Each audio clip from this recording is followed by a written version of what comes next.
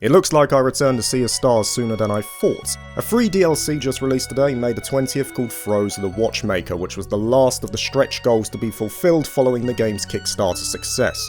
I got to play it early thanks to Sabotage Studio reaching out to me, so thank you to them for doing so and sponsoring the video. You can use my link in the description or the pinned comment to purchase the game for yourself.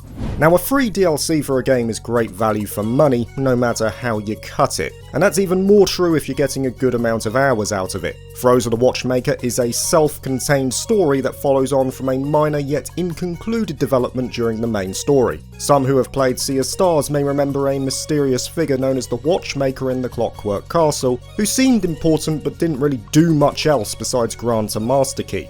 This DLC delves further into her background, and those who revisit Sea of Stars for the DLC will find around 6 to 8 hours of brand new content waiting for them. So if you like the base game, then this is only good news.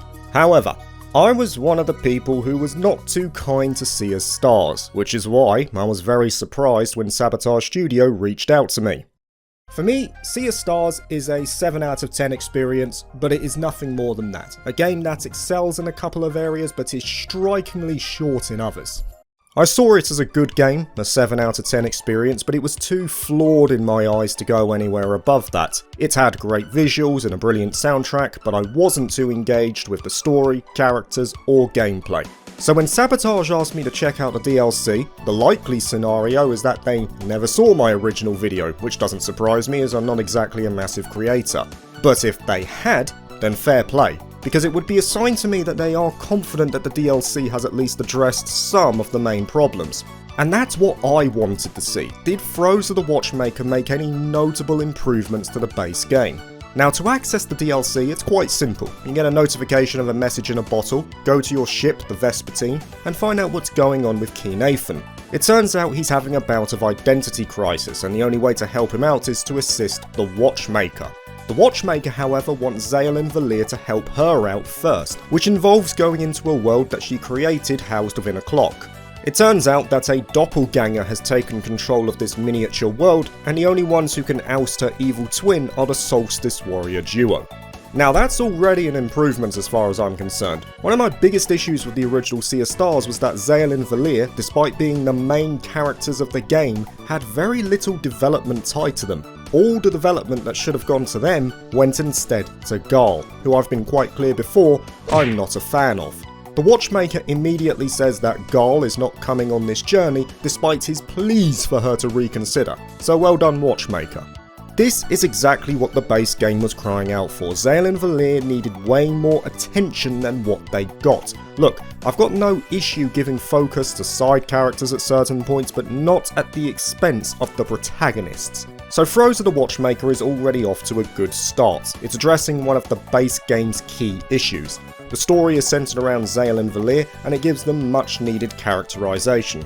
As such, the DLC is more a character-focused story. It's not anything grand or profound, it's just an opportunity to add some much needed depth to the duo. Now, speaking about Zaelyn Valir, in this world they do not have their Solstice Warrior powers. Instead, they have to adhere to the rules of this new land, and thus take on roles as a juggler and an acrobat to fit in with the carnival theme. This opens up a completely different pool of moves for each of them, not to mention they're joined by a minor character called the Artificier who becomes the third playable character. And the game takes that carnival approach to heart. The world is full of circus tents, flaming rings, carnival food and mini-games, some of which are quite fun to play. I found myself enjoying Valir's minigame where she uses her acrobat pole to jump through rings to get a high score.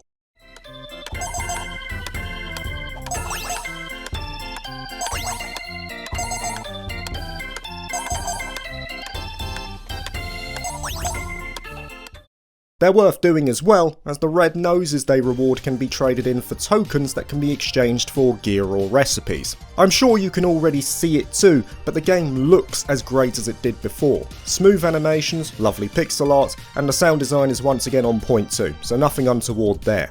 I do appreciate as well that there's a lot more animated cutscenes in the DLC, or at least they felt more frequent than during the base game. These only contributed further to the stellar presentation.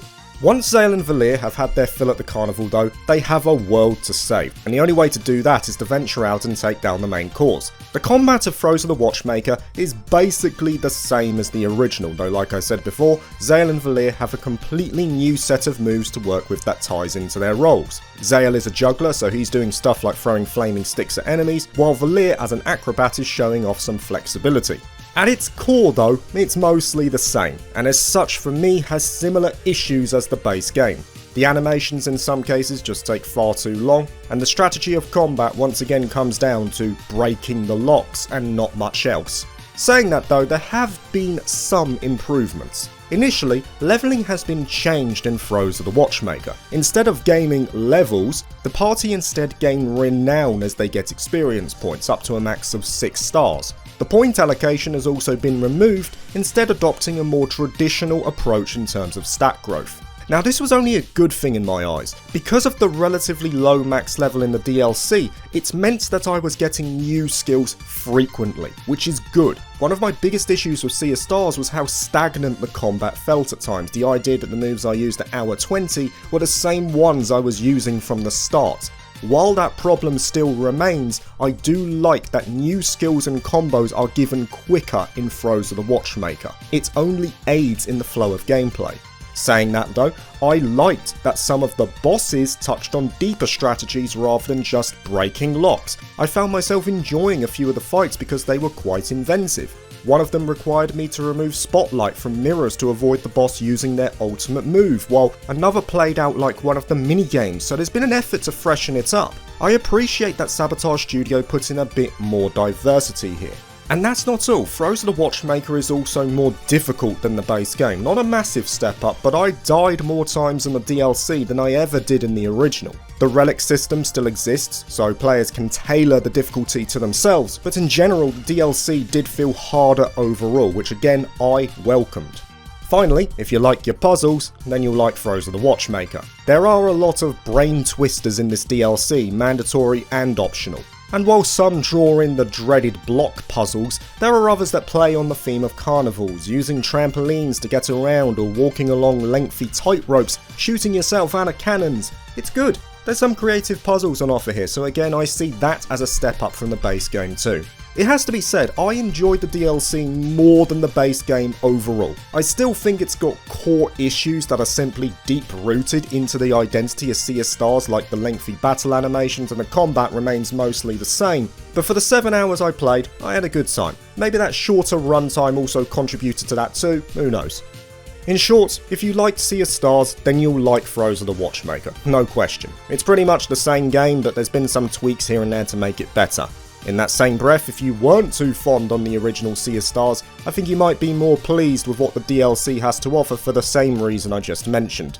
And let's not forget, this is completely free. It's a 6 to 8 hour DLC that comes as a free update if you own the game, and that is great value no matter how you look at it. Once again, Throes of the Watchmaker is out from today, May the 20th. You can use my link in the description or the pinned comment to purchase it for yourself if you don't own Sea of Stars. Thank you to Sabotage Studio for sponsoring the video, and thank you for watching. Happy trails. Thank you for watching this video. If you liked it, please like and subscribe for more JRPG content, and consider joining my Patreon if you're interested. Peace.